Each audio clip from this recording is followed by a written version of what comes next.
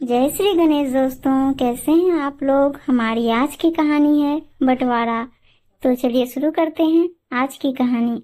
शोभा आज फूली नहीं समा रही थी। आज उससे 16 वर्ष छोटे देवर रमन की शादी जो है, हमेशा अपने बेटे के रूप में अपने देवर को देखा। रमन का बड़ा भाई जगन अपने छोटे भाई को घोड़ी पर चढ़ते हुए देखकर उसके बचपन को याद कर सोचने लगा, कभी कैसे यह मेरी गोद में खेला करता था और आज दूल्हा बनने जा रहा है। 10 वर्षीय चिंकी और 12 वर्षीय चिंटू तो चाचा की गोदी से उतर ही नहीं रहे। माँ बाबूजी सब कितने खुश हैं। पड़ोसन शोभा से मजाक करते हुए कहने लगी, अरे शोभा, अब तो तुझे पढ़ी लिखी सरकारी नौकरी में लगी देवरानी मिल रही है, इसलिए इतनी खुश है। शोभा हंसते हुए, अरे खुश क्यों ना हो, मेरी देवरानी शिक्षिका जो है। नववधु का आगमन घर में सबके लिए सुखदायी रहा। शोभा के प्रेम के कारण पूनम को उसमें अपनी माँ की छवि दिखाई देती। शोभा घर संभालती और पूनम स्कूल जाती। शोभा ने पहले दिन ही पूनम से कह दिया था, पूनम देखो, मैं पढ़ी लिखी नहीं हूँ, तुम पढ़ी लिखी हो, तुम बच्चों पर ध्यान दो, इनको पढ़ाया करो, घर के कामों की चिंता मत करना।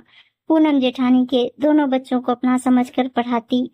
उसने 1 वर्ष बाद एक सुंदर से बेटे को जन्म दिया, जिसका नाम अनिरुद्ध रखा गया। अनिरुद्ध तो जैसे सबकी आंखों का तारा था।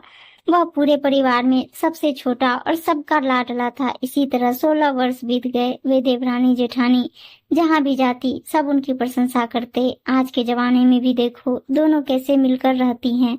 सभी कहते जगन और रमन की जोड़ी तो राम लक्ष्मण की जोड़ी है, परंतु आज अचानक न जाने शोभा क्यों बिस्तर में लेटी पड़ी है। वह कुछ भी नहीं खा रही। जगन ने जब शोभा से पूछा, शोभा क्या बात है, वे चिड़चिड़ाकर बहुत ही गुस्से में बोली, मैं पूरी जिंदगी नौकरों की तरह इन सब के लिए काम करती रहूं, मुझे अब अलग रहना है, मैं इन सब के साथ नहीं रह सकती। शोभा, तुम यह सब क्या कह रही हो। मैं ठीक ही कह रही हूँ। पूनम को मुझसे ज्यादा गहने दिए गए, मुझसे ज्यादा लाड प्यार, और फिर मैं उसके बच्चे को भी मैंने संभाला है। इतने साल हो गए, अब मुझसे यह सब सहन नहीं होता, मुझे घुटन होती है। मुझे उसके गहनों में से आधे गहने चाहिए और संपत्ति में से आधी संपत्ति।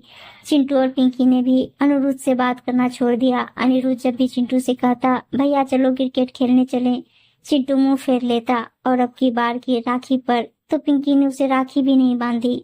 ताई जी और ताऊ जी ने भी उससे बात करनी बंद कर दी। यह सारी बातें उसके दिमाग पर बहुत गहरा असर डालने लगी। वह उम्र के बदलाव से गुजर रहा था और दूसरी तरफ परिवार का यह बदलाव उसके लिए बहुत असहनीय हो रहा था। एक ही छत के नीचे सारी खुशियां आज घुटन में बदल गई। जगन ने भी माँ बाबूजी से आधी संपत्ति लेने की बात कही और अलग होने की बात कहने लगा। हमने बहुत किया है पूरे परिवार के लिए, हम नहीं रह सकते। शोभा ने पूनम से बात करना बंद कर दिया। पूनम को समझ ही नहीं आ रहा था आखिर दीदी को क्या हुआ है।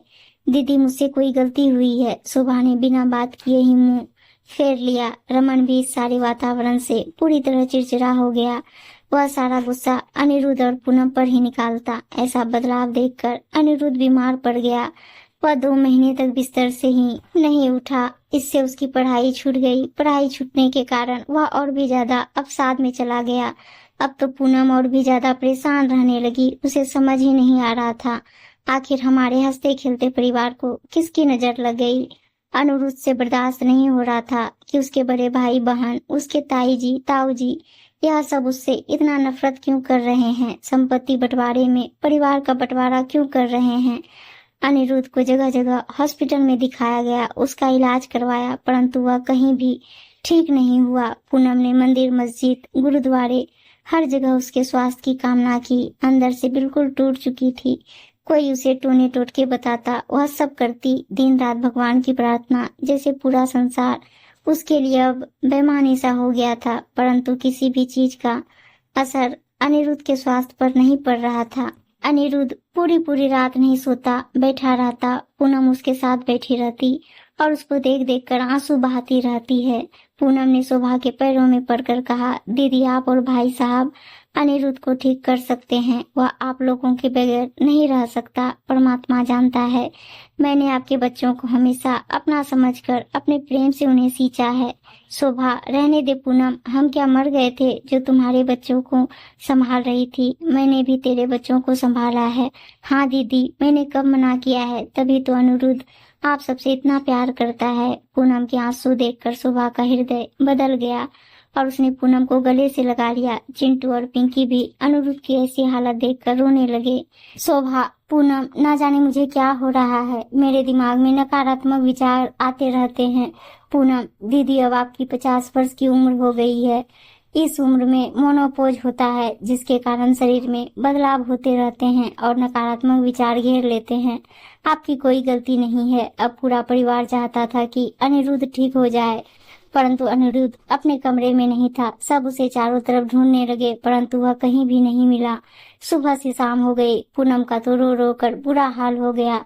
वह अनिरुद्ध अनिरुद्ध करती और बेहोश होकर गिर जाती है। पूरा परिवार अनिरुद्ध को ढूंढने में लग गया।